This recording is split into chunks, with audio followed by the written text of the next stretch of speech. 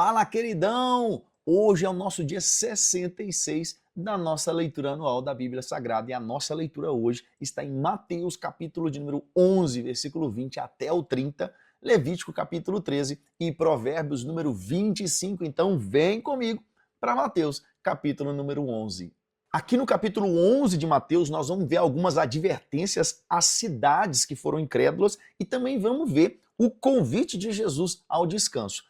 No versículo 20 até o 24, nós vamos ver uma palavra muito forte aqui, dizendo assim, ai das cidades incrédulas. Por quê? Jesus, ele censura as cidades de Corazim, Betsaida e Cafarnaum, que foram cidades que viram grandes milagres de Jesus, mas não se arrependeram. Então, Corazim e Betsaida, se as mesmas obras tivessem sido feitas em Tiro e Sidom, eles já teriam se arrependido. Ou seja, Corazim e Betsaida, eles viram tantas obras de Deus que se essas obras fossem apresentadas na cidade de Tiro e Sidom, muitas vidas lá teriam sido salvas, o que não aconteceu em Corazim e Betsaida. E Jesus também ele faz uma advertência à cidade de Cafarnaum, quando ele diz assim que ele fez muitos milagres ali, né? Mas ele fala assim que aquela cidade vai ser abatida até o inferno, né? Hades aqui, que é a palavra, porque rejeitou o Messias, mesmo após tantos sinais. E a gente vai ver isso, versículo 23 e 24.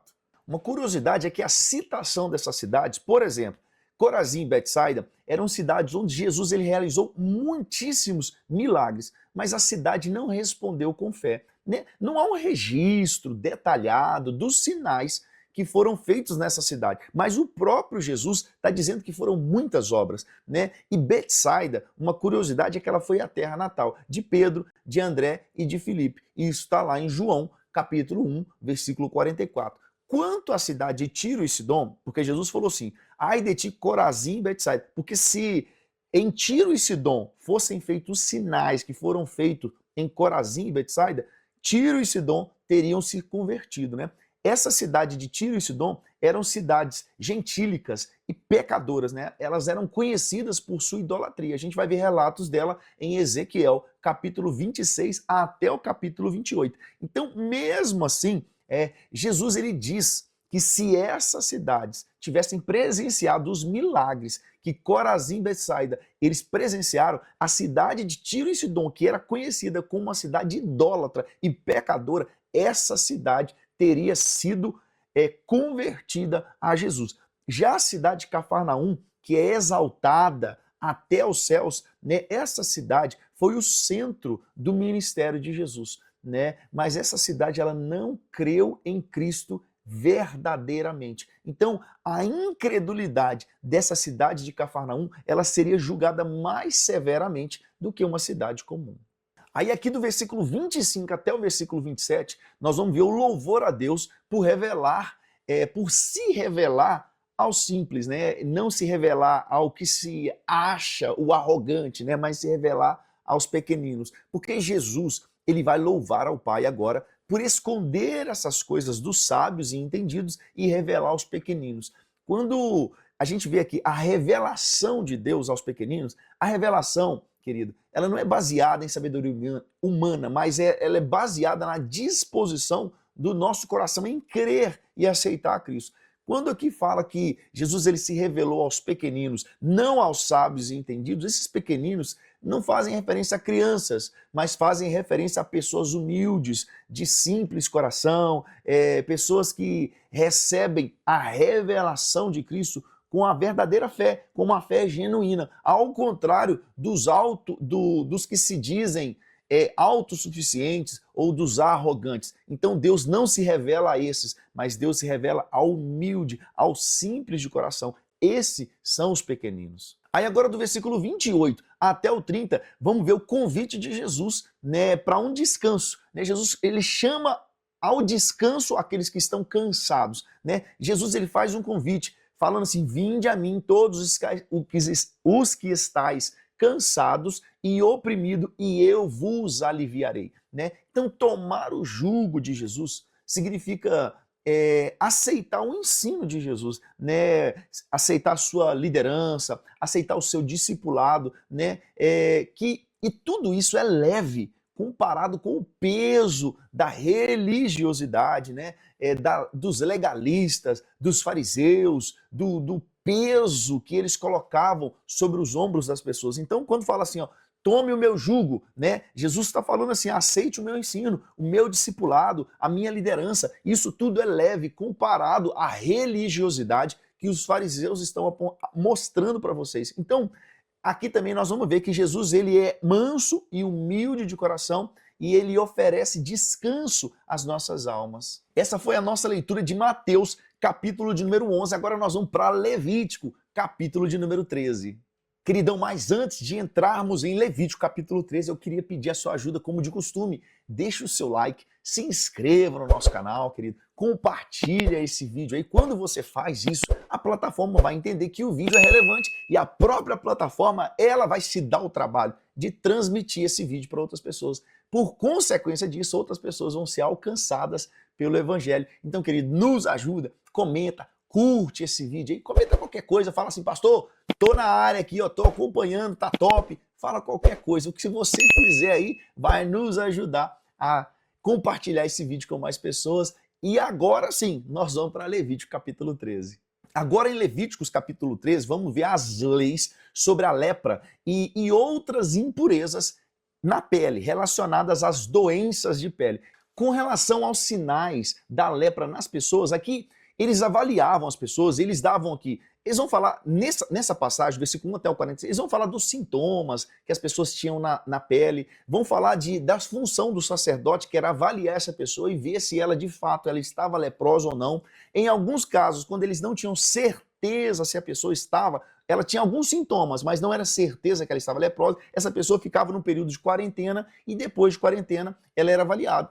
A medicina de hoje tomou base daí, né? Então, alguns casos eram exigido quarentena para confirmar. Aqueles casos que era confirmada, a pessoa era declarada impura. Então o sacerdote comunicava em todo o arraial, a pessoa tinha um tipo de roupa específico para ela vestir, para que todo mundo que olhasse para ela soubesse que ela estava impura, que ela estava leprosa, porque a lepra era uma doença terrivelmente contagiosa. Então ela era afastada da vida social e religiosa por causa do contágio, né? Era contagiosa demais e era muito perigoso. Então, os sacerdotes, eles declaravam essa pessoa impura ou pura. Se ela tivesse pura, ela podia viver normal em sociedade e participar dos cultos. Se ela tivesse impura, ela tinha que ficar longe, fora do arraial, para que a doença não pegasse ou não fosse problema para outras pessoas. Então, aí às vezes pode pensar assim, os sacerdotes, eles eram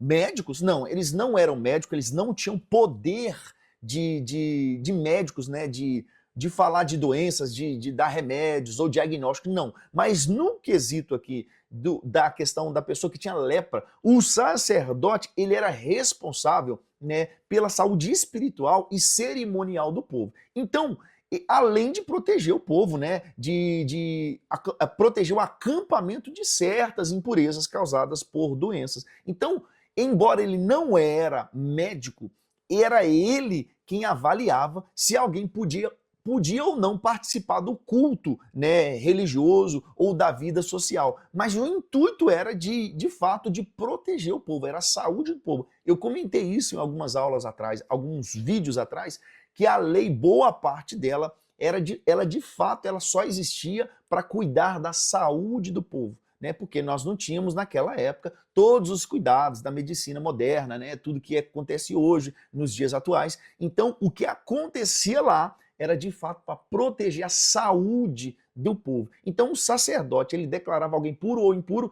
justamente para cuidar e entender se a pessoa podia ou não participar da vida religiosa e social junto do povo. Agora do versículo 47 até o 59 vai falar de lepra em roupas, mas não é a mesma questão da lepra de doença na pele, obviamente, porque agora é na roupa, né? Mas aqui está falando de algum tipo de fungo, de mofo que tinha nas roupas. Então vai falar que alguns tipos de roupa, por exemplo, a roupa de lã, de linho ou de couro, ela tinha formas diferentes de ser afetada. Então se aparecesse algum tipo de mancha nessas roupas, a peça ela poderia ficar, a peça seria isolada por 7 dias, né? E se essas manchas, elas se alastrassem, um tipo de mofo, se ele se alastrasse por toda a roupa, por toda a vestimenta, a roupa deveria ser queimada. Se ela não se espalhasse, eles poderiam pegar a roupa, lavar a roupa e examinar depois para ver se a mancha saiu. Se a mancha saísse da roupa, a roupa era considerada pura. Se não,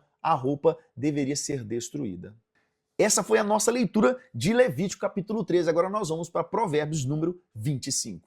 Agora em Provérbios capítulo 25, nós vamos ver aqui conselhos de sabedoria sobre relacionamento, sobre prudência, sobre conduta, né? E esse capítulo ele tem algo especial. Ele vai marcar aqui o início de uma nova sessão dentro do livro de Provérbios, porque esses provérbios agora de Salomão, que aqui foram registrados, eles foram compilados por homens do rei Ezequias, né? E nesses provérbios eles vão trazer ensinamentos práticos para líderes, para cidadão e relacionamentos, né, interpessoais com foco em humildade, controle emocional e comportamento justo. A gente vê logo no verso 1 escrito assim: também esses são provérbios de Salomão, que foram compilados por homens de Ezequiel, rei de Judá, e eles transcreveram isso. Então, esses provérbios aqui, eles foram, como assim dizer, eles foram recolhidos, né? Eles foram transcritos cerca de 250 anos depois da morte de Salomão, porque Ezequias, ele reinou entre o ano 715 até 686. Então, Ezequias, ele foi um rei que promoveu um avivamento espiritual, né? E ele se interessou em preservar a sabedoria antiga para guiar o povo de Judá. Então nós vamos ver do verso 2 até o verso 7 a glória de Deus e a humildade humana, porque vai dizer que a glória de Deus é encobrir o negócio, mas a glória dos reis é tudo investigar. Vai dizer também que o céu na sua altura e a terra na sua profundidade e o coração dos reis são insondáveis. Vai dizer também: não te glorie na presença do rei, nem te ponhas no lugar dos grandes. Isso aqui são conselhos, querido, para a vida. Verso 7 vai dizer assim: porque melhor é que te digam, sobe aqui, do que seres humilhados diante dos príncipes. Uma curiosidade é que quando fala assim que a glória de Deus é encobrir, isso aqui é muito chique, no verso 2, porque Deus, ele não revela todos os seus mistérios, né? Ele vai revelar para alguns, os mais íntimos, né? Então, mas os reis e os governantes da terra, eles têm como responsabilidade de investigar, julgar, administrar sabiamente, e eles querem revelar tudo aquilo que eles têm, todo o poderio deles, porque eles querem mostrar tudo aquilo que eles têm, tudo aquilo que eles são capazes de fazer, né? Então essa é uma distinção entre a sabedoria de Deus e a responsabilidade dos líderes humanos, porque Deus, ele não se revela para todos, mas os líderes, né, os governantes, eles têm essa responsabilidade, ou talvez essa vaidade de se mostrar e se revelar do quanto eles podem fazer, do quão forte eles são, do poder bélico que eles têm à sua disposição. Então essa é uma distinção entre Deus e os homens. Aí agora do verso 8 até o verso 15 vai falar sobre relacionamentos saudáveis, e vai dizer também sobre o uso da palavra, porque vai falar o seguinte: evite litígios rápidos sem conhecimento dos fatos, ou seja, evite você tomar uma decisão rápida sem de fato conhecer tudo o que aconteceu, né? Então não tome decisões precipitadas ou com pressa, sem conhecer todos os fatos antes. Vai dizer também que as palavras ditas no tempo certo são como maçãs de ouro em bandeja de prata, ou seja, é riqueza, querido, é riqueza. Palavra dita no tempo certo. Então vai falar o seguinte: a repreensão sábia é valiosa como joia de ouro, né? Porque tudo isso traz crescimento para nós. E vai dizer também: o mensageiro fiel traz refrigério como neve no tempo da seiva. E vai dizer que a brandura convence até o príncipe. Isso está no verso 15. E vai finalizar Provérbios número 25, do verso 16 até o 28, falando do autocontrole, limites e prudência. Porque vai dizer moderação, vai falar sobre moderação ao desfrutar prazeres lícitos, como mel, né? Então, assim, mas esses prazeres demais, eles podem causar enjoo.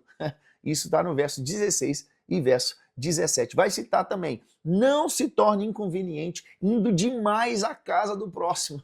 Meu Deus e meu pai, ó, Deus está falando, hein, querido? Vai dizer também: falsas testemunhas e traições são destrutivas, como espada e dente quebrado. Vai dizer dar bom ânimo ao aflito no momento errado é como tirar o casaco no frio. Querido, é errado. A gente tem que ficar ligado mesmo. Até quando a gente for ajudar alguém, a gente tem que saber, porque a nossa intenção de ajudar pode ser mais prejudicial à pessoa do que uma ajuda de fato. Né? Vai dizer também, dar comida ao inimigo é acumular brasas vivas sobre a sua cabeça. Aqui, querido, é quando Jesus ele fala assim, se você ama, por exemplo, se você ama só quem te faz bem, você não está fazendo nada demais. Isso aí é simples de fazer, né? Então aqui Jesus está falando agora sobre dar alimento ao inimigo. E olha o que ele fala, é o mesmo que acumular brasas vivas sobre a sua cabeça. Então, vai dizer também, melhor morar no canto de um telhado do que com uma mulher rixosa. E isso aqui já foi dito. Alguns versos anteriores já foi dito isso aqui. E aqui está reforçando. Vai dizer também, como fonte poluída é o justo que cede ao ímpio. E vai finalizar no verso 28 dizendo assim, o homem sem domínio próprio é como a cidade sem muros. Aqui no verso 28, quando diz que o homem sem domínio próprio, ele é como uma cidade sem muros, querido, uma cidade sem muro, né, uma cidade sem defesa, ela é vulnerável ao ataque. Então, quando fala assim que um homem sem domínio próprio, ele é como uma cidade sem muro, é porque assim, sem o domínio próprio, ele está desprotegido dele mesmo, porque ele não tem domínio sobre os seus impulsos, e esses impulsos podem destruir esse homem. Então, por isso aqui faz uma menção. Um homem sem domínio próprio, ele é como uma cidade sem muro, ou seja, ele está vulnerável a ataque de qualquer coisa, porque ele não tem domínio próprio. Então, é essa comparação que está fazendo de um homem sem domínio próprio. Querido, essa foi a nossa leitura do nosso dia 66. Nos vemos amanhã, no dia 67. Só vem!